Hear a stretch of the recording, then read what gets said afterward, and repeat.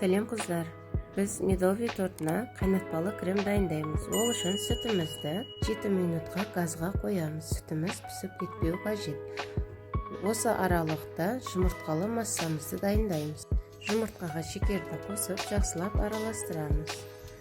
Оған ұнымызды немесе жүгері крахмалын қосып, жақсылап араластырып аламыз. Біздің газдағы сүтіміз жақсылап ысыды. Енді осы жұмыртқалы массамызды аз-аздан қосып, жақсылап араластырып тұрамыз.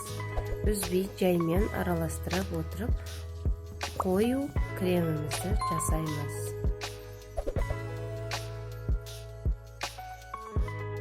Қайнатпалы креміміз қоюланғанда үстінен сары майымызды саламыз, жақсылап араластырамыз.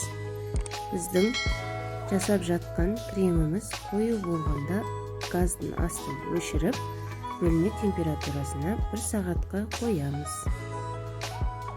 Креміміз дайын болып суыған соң, медовый немесе Наполеон тортымызды қалаймыз.